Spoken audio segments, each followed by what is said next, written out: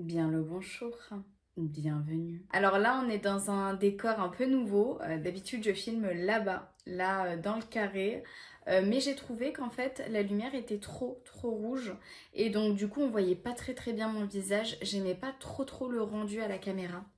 Du coup, le seul moyen que j'ai trouvé pour qu'on voit nettement mon visage, mais pour qu'à l'arrière quand même, il y ait un petit peu de rouge, etc., c'est d'être là, tout simplement. Donc n'hésitez pas à me dire en commentaire si ça vous plaît. Je vous ai choisi mes pépites 3 histoires que vous m'avez gentiment envoyées sur mon adresse mail qui s'affiche à l'écran, cam.témoignage@gmail.com. J'espère qu'elles vous plairont. Et sur ce, mes pépites, je vous propose qu'on passe tout de suite à la première histoire. Père Castor, raconte-nous une histoire.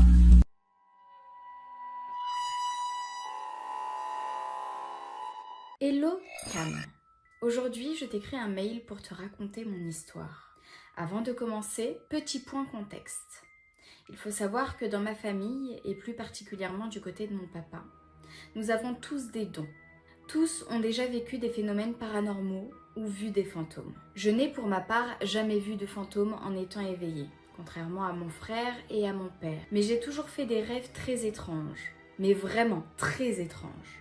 La période de mon histoire se situe 2-3 ans après le décès de ma grand-mère. J'avais entre 18 et 19 ans. Qui est partie assez brutalement, en quelques mois. Nous avons tous été très affectés par son départ, étant un élément unificateur de notre famille. Mon père a commencé son deuil après sa mort, et ça a été très long. Tandis que mon frère et moi, nous avons commencé bien plus tard notre deuil, à peu près 2-3 ans après son décès. Je ressentais un véritable manque, et ça a été une période très difficile à vivre. Et je me suis vite réfugiée dans l'ésotérisme, sachant que je savais que j'avais des dons. J'ai beaucoup tiré les cartes, j'ai fait du Ouija, du spiritisme et beaucoup de pendules. Ce témoignage se situe vraiment dans cette période. Un soir où j'avais tiré les cartes et fait une séance de spiritisme, j'ai arrêté car j'ai entendu un très gros boom venir du mur. À cette époque, il faut savoir que je vivais en colocation et que j'étais seule dans l'appartement. Mes colocs étaient de sortie. J'ai éteint toutes les bougies et rallumé la lumière. Assez paniquée, j'ai fini la séance. Avant de me coucher, j'ai fait un tour dans l'appartement pour bien m'assurer que j'étais seule. J'ai fermé la porte de ma chambre, mis un podcast et je me suis endormie. Cette nuit-là, j'ai fait des rêves horribles que je ne pourrai jamais oublier et qui semblaient terriblement réels. J'étais dans ma ville natale, là où j'ai grandi, et j'y étais avec une fille que je connaissais. On prenait quelques photos. En regardant les photos, je voyais une personne au teint grisâtre que je ne connaissais pas et qui avait un air vraiment triste, mais qui faisait terriblement peur. Un petit détail qu'il faut bien noter et retenir, c'était devant une bijouterie emblématique de ma ville, très connue dans le département.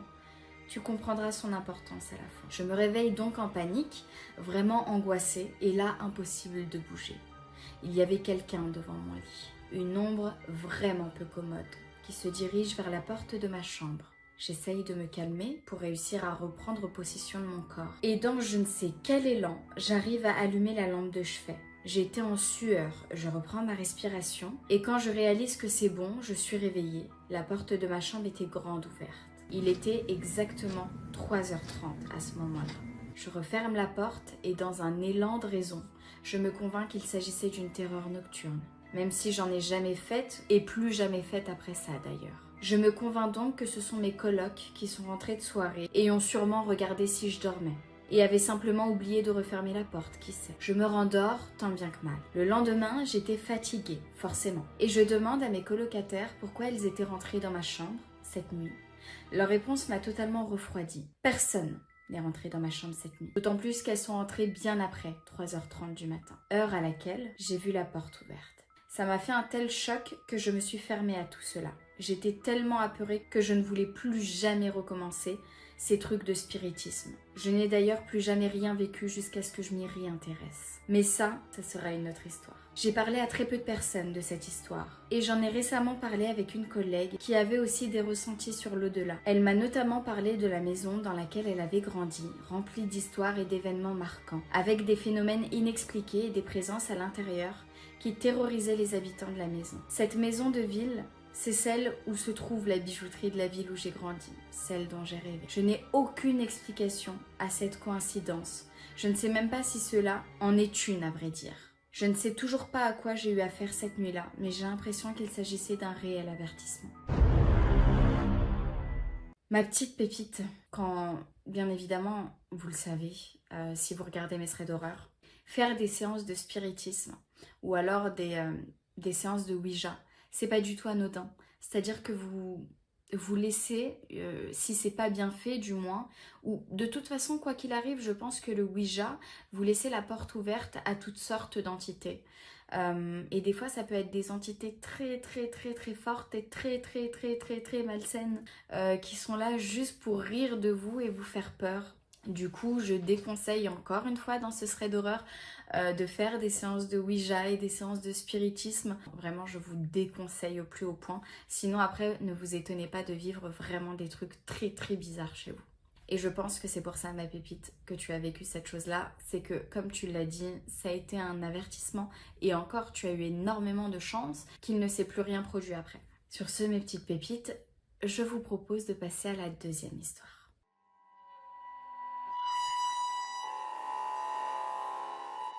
Je m'appelle Loane, j'ai 23 ans et cette histoire a eu lieu lorsque j'avais 18 ans. Mon copain de l'époque et moi étions assez intéressés par tout ce qui touchait de près ou de loin au paranormal. Surtout moi qui ai toujours vécu des choses inexplicables depuis l'enfance. Mon copain me parle d'un de ses potes qui apparemment est aussi un gros fan de tout ça et qu'il a beaucoup de connaissances dessus. Il me propose de le rencontrer au cours d'une soirée qui aurait lieu la semaine suivante. Je me dis que c'est génial, je vais pouvoir parler à quelqu'un d'autre qui a vécu des trucs pareils. Vient la fameuse soirée. Il m'explique qu'on ne serait que tous les trois. Je n'ai jamais vu ce garçon avant. Je le précise car c'est important pour la suite de l'histoire. Nous allons l'appeler Flo. À peine entré, et je te jure Cam, je n'avais jamais ressenti ça avant. Une vague d'angoisse me prend aux tripes. Pourtant, c'était rangé et propre chez lui, lumineux et au premier coup d'œil chaleureux. Mais je ne sais pas, je ne me sens pas du tout bien, pas à ma place. Bref, son pote descend, un garçon assez banal, random, peut-être un peu décalé sur son style vestimentaire, mais rien de flagrant. Il salue mon copain, puis se présente à moi. Il a voulu me taper la bise, sauf que j'ai juste tendu la main, et il n'a pas relevé. Mais je ne sais pas, j'ai senti que je ne devais pas le toucher. Il m'a juste souri et s'est mis à parler avec mon copain. Il était très gentil et malgré ça, je n'étais pas du tout à l'aise lorsqu'il me parlait ou me regardait. Tu sais cette sensation d'être sur la défensive. Au cours de la soirée, je me détends un peu avec une bière ou deux. Et approché minuit, il nous explique que dans le village, il y a un cimetière abandonné et que ça pourrait être super cool d'aller le visiter de nuit. Moi, c'est pas... Moi, j'aurais dit non. Je ne suis pas du tout partante pour cette idée. J'ai un gros mauvais pressentiment et je dis aux garçons que je préfère rester ici et les laisser y aller seuls. Mais étonnamment, ils insistent pour que je vienne. Je finis par me dire que de toute façon je serai avec mon copain et que je ne risque rien. On y va donc avec des lampes de poche, une chacun. Arrivé devant les portes du cimetière, je leur dis que non, en fait je ne veux pas rentrer. Je les attends devant. Je suis soudainement prise d'une peur incroyable. Les garçons me taquinent et insistent une fois de plus. Je commence à être saoulée, je leur dis que c'est bon, on y va 2 minutes puis on part. Je passe devant les garçons car j'étais agacée qu'ils me prennent pour un bébé à avoir peur. On rentre dans le cimetière et ça devient très calme d'un coup. Trop calme. Mais je n'ai d'un coup plus peur. Je suis prise d'un acouphène, je n'entends plus rien autour de moi. J'ai l'impression de ne plus être là. Je n'ai aucun souvenir de ce qu'il s'est passé. Je reviens à moi-même quelques minutes après et je me rends compte que je suis debout, les mains sur les oreilles et que je pleure. Mais surtout que je suis seule au milieu du cimetière. Je pars en courant du cimetière, je prends mon téléphone pour essayer d'appeler mon copain. Il ne me répond pas. Je l'appelle au moins 8 fois. Il ne me répond pas. Et moi je cours sans savoir où je vais car je ne connais pas les lieux et qu'il fait nuit noire. Je finis par arrêter de courir, j'avais trop peur de me perdre et je me rends compte que je suis de retour devant les portes du cimetière alors que j'ai couru en ligne droite, j'en suis sûre. Je pleure encore plus, je me mets à trembler et là je vois mon copain et son pote arriver calmement et me demander ce que je fais là. C'est une blague. Je ne comprends pas, je leur explique qu'ils sont cons et que de me lâcher comme ça seule dans le cimetière c'est vraiment dégueulasse. Ils ont l'air étonnés et me disent que je ne suis pas venue avec eux et que j'avais préféré rester à la maison et qu'eux viennent juste d'arriver. Ils ne comprennent pas pourquoi je suis là, comment j'ai fait pour arriver avant eux et pourquoi je les dispute. Je suis complètement perdue. Je leur explique que leur mauvaise blague a assez duré et que c'est pas du tout drôle. Mais ils ne comprennent vraiment pas ce qu'il se passe. Ils n'étaient même pas encore arrivés. Ils ne sont jamais rentrés dans ce cimetière. Et selon eux, moi non plus, alors que j'y étais quelques minutes avant ça. Ils commencent à flipper eux aussi car ils voient bien que je suis en panique, que je suis sincère et que je pleure. Finalement, on a décidé de rentrer. Une fois à la maison, les garçons préfèrent ne plus me parler de tout ça car ça leur a fait peur. Je passe une nuit horrible ensuite, bouffée de chaleur, cauchemar, frissons. Le lendemain, on part. Au moment de partir, son pote lui dit « Revenez quand vous voulez tous les deux, vous êtes les bienvenus, surtout ta copine. » Et il me fait un sourire avant de fermer la porte. Je dis à mon copain que je ne mettrai plus jamais les pieds ici et qu'il peut y aller, ça sera sans moi. Bizarrement, mon copain est allé de plus en plus souvent chez lui et il était de plus en plus bizarre avec moi, renfermé, dans la lune et même agressif verbalement parfois. Lui qui était la douceur incarnée, je ne comprenais pas ce changement de comportement. J'ai fini par le quitter car il passait plus de temps avec son pote que moi et était de plus en plus bizarre. Je n'ai plus eu de nouvelles de lui suite à ça. Je ne l'ai jamais recroisé depuis. Il m'a bloqué de partout, mais je n'arrêtais pas de croiser son ami Flo par contre, un peu partout. Dans les magasins, à l'hôpital, au restaurant. À chaque fois il me salue, tout sourire et super gentil. Je ne comprends pas ce qui s'est passé. Waouh, ma pépite, tu m'as donné les frissons. Attends, je regarde un peu à droite à gauche qu'il n'y ait personne. J'ai peur, ok. Tu m'as donné les frissons. Je n'ai pas d'explication sur ce qui t'est arrivé. Et franchement, mais à ta place, mais oh my god. Elle est trop bizarre cette histoire. Elle est trop bizarre. Ma pépite, tu m'as donné les frissons. Je pense que ce mec, il est très très bizarre et il fait des trucs pas très bons. Même pas bons du tout. Méfie-toi de lui, vraiment méfie-toi de lui, protège-toi un maximum. Il est très bizarre ce mec, très bizarre, mais demande des nouvelles quand même de ton ex du coup parce que c'est bizarre que tu le recroises plus, qu'il t'ait quitté comme ça, enfin j'espère qu'il lui a rien fait ton pote, enfin son pote à lui quoi. Trop bizarre mes pépites, dites-moi ce que vous avez pensé de cette deuxième histoire, j'ai eu les frissons. Passons tout de suite mes pépites à la troisième histoire.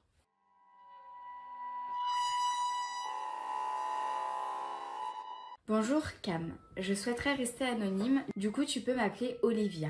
J'ai 17 ans. Je voulais t'envoyer mon témoignage pour peut-être avoir certaines réponses aux divers événements que j'ai vécus. Tout d'abord, depuis petite, je ressens énormément de présence autour de moi. Et le paranormal m'a toujours paru comme une évidence. La première histoire s'est déroulée chez une amie à moi. Là-bas, je me sens toujours observée et jamais seule dans une pièce. Et je ne suis pas la seule à le ressentir. Il y a quelques années, mon amie a dû changer de chambre car sa grand-mère déménageait. Dans cette chambre, l'ambiance y était glaciale. Pour je ne sais quelle raison, terrifiante. Impossible d'y dormir, ou alors c'était quelques heures par nuit. Souvent, on entendait l'interrupteur fonctionner durant quelques minutes. L'impression d'être toujours observé, mais pas par quelque chose de gentil. Une présence qui nous veut du mal. Bref, après seulement quelques mois, mon amie a décidé de retourner dans son ancienne chambre pour des raisons logiques, vu qu'elle ne dormait jamais dans l'autre. Pendant quelques mois, plus rien. Et ensuite, rebelote. Bruit de respiration. Interrupteur qui recommence, mais encore plus qu'avant. Femme qui chuchote. Les lumières dans le salon qui s'allument. Les chaises qui bougent. 2 enregistrements audio que je vais joindre à la fin du mail.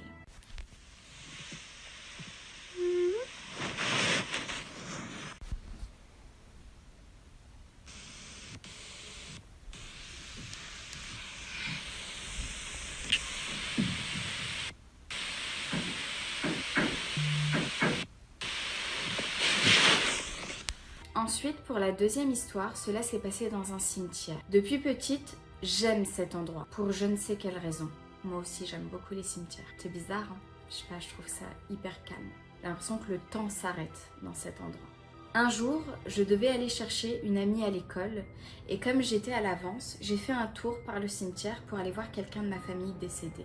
En arrivant devant sa tombe, je m'assois à côté tout en attendant que l'heure passe quand tout d'un coup, un homme a surgi de nulle part devant moi. Celui-ci m'a dit connaître la personne de ma famille et que c'était un vieil ami. Il commençait à discuter avec moi et comme je devais partir, je lui ai donc souhaité une bonne journée et je suis partie. Quelques secondes plus tard, je me suis retournée et là, la personne, le vieux monsieur, avait disparu. En sachant que le cimetière, c'était une très longue allée, donc forcément je l'aurais vu partir. J'ai quand même vérifié s'il y avait quelqu'un d'accroupi, mais non, rien. Pour finir, un soir, avec une amie, nous avons décidé avec sa maman d'essayer une technique qu'elle connaissait pour parler avec les personnes décédées. Je tiens à préciser que ce n'était pas le Ouija, jamais je n'oserais faire ça. Cela consiste à fermer les yeux et mettre un bandeau devant les yeux et prendre un stylo et une feuille blanche. Cela a fonctionné directement et sur la feuille, il y avait écrit « Dis à mon frère que je l'aime ». Le frère d'une personne qu'on connaissait était décédé peu de temps avant cet événement. Depuis, j'ai parfois quelques petits événements, mais rien de plus sérieux. Merci de m'avoir lu et de m'avoir écouté pour les abonnés. Si tu as des réponses ou des conseils pour moi, j'en serais ravie. Merci ma pépite. J'ai choisi ton histoire parce qu'il y avait des vocaux. Et en fait, sur les vocaux, à un moment, on entend comme la voix d'une femme qui fait « Hein ?» comme ça, tu vois. Ça m'a... Ok. Et aussi, dans l'autre vocal, on entend du... Enfin, c'est un boucan, en fait. C'est vraiment un boucan. Et je me suis mise à votre place, je me suis dit, mais attends, si vous entendez vraiment ça, dans cette chambre-là, c'est un truc de fou. Vraiment, j'aurais pas supporté. Hein. Enfin, ta copine, elle est partie dans une autre chambre, mais vous viviez dans cette maison, tu vois. Je pense que c'était ta grand-mère, enfin la grand-mère de ta copine qui dormait dedans. Si vous n'avez pas remarqué des événements bizarres avant qu'elle déménage, c'est que justement, elle les calmait peut-être. Moi, à ta place, j'aurais demandé à la grand-mère de ta copine et je lui aurais dit ce qui se passe dans cette chambre pour avoir un peu plus de réponses à ce sujet-là. Concernant la deuxième histoire du cimetière, j'ai eu beaucoup d'histoires dans les threads d'horreur où justement des personnes parlent, des pépites parlent avec des personnes dans les cimetières et finalement elles se retournent et il n'y a plus du tout la personne.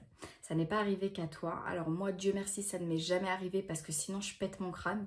Vraiment, je pense que ça doit vraiment faire flipper ce truc-là. Mais ouais, c'est très troublant. C'est très troublant. Je pense que voilà quoi, hein, toi-même tu sais à qui t'as parlé. Et pour la troisième histoire, c'est un truc de fou. Alors il faudrait que je re-regarde, mais là j'ai pas internet. Il faudrait que... Alors ça s'appelle l'écriture... Enfin je sais plus, mais en tout cas c'est un procédé très connu pour parler avec les entités. C'est très connu et ça m'a troublée le fait qu'ils te disent « Dis à mon frère que je l'aime ». Nous, musulmans, on ne croit pas. On ne croit pas à ça. Pour nous, le mort est dans sa tombe. Et le seul moyen de rencontrer un mort, c'est dans les rêves. C'est là où l'âme peut venir te parler. L'âme du défunt peut venir communiquer avec toi. Pas par ces choses-là, parce que l'âme du défunt est dans la tombe, finalement. Pour nous, les musulmans. Après, je sais que pour sûrement les chrétiens, je ne veux pas m'avancer parce que je ne sais pas, mais à vous de nous dire en commentaire. Je crois que pour vous, oui, c'est possible de parler avec les morts via ces outils-là finalement. En tout cas, merci infiniment ma pépite pour tes petites histoires. Alors ouais, tu vis pas mal de choses paranormales dans ta vie, franchement, c'est très troublant. Peut-être que tu as un don. Je ne sais pas. C'est pas commun que depuis petite le paranormal te paraît comme une évidence. Ça n'arrive pas à tout le monde. La plupart des gens disent, souvent qu'ils n'y croient pas au paranormal jusqu'au jour où ils vivent un truc paranormal. Toi non, toi c'était une évidence depuis que tu étais petite. Écoute, peut-être que tu as un don où tu ressens plus les choses que d'autres personnes. En tout cas, encore merci pour ton histoire. Et sur ce, voilà, mes petites pépites, ce thread d'horreur est terminé. J'espère qu'il vous a plu. N'hésitez pas à me dire en commentaire ce que vous avez pensé des histoires. Et si, bien évidemment, vous avez des conseils à donner aux pépites qui demandent des conseils, n'hésitez pas. Vraiment, je suis sûre que ça leur ferait super plaisir. Sur ce, moi, je vous embrasse très fort. N'hésitez pas à liker la vidéo si ça vous a plu, à vous abonner. Mais ça, écoutez, ça, c'est... Ça, comment dire, c'est le pompon sur la garonne, c'est la cerise sur le gâteau. Je suis pas du tout du sud, je sais pas pourquoi je m'invente un accent. Gros bisous et puis on se dit soit à mercredi prochain pour une vidéo random, soit dimanche prochain pour un autre thread d'horreur. Gros bisous et surtout, Ne regarde pas derrière toi. Finger on the rosy. Soon. She's at the observatory, wasting words. Yeah, but on Boo Oracle. is ZP right now. Good. We must speak with them both. Perhaps I should stay. Hear what Akarat is telling his flock. Very well, but tread softly. Here we go. Careful. My father will not drop his I mask. kind of wanted to try the But he other can still Warlock strike. builds, but I'm too overly attached to the demons. You cannot strike back. Like, imagine if I got rid of your mom. She got a different build. You see, your mom looks like she's screaming in pain just at the thought of that.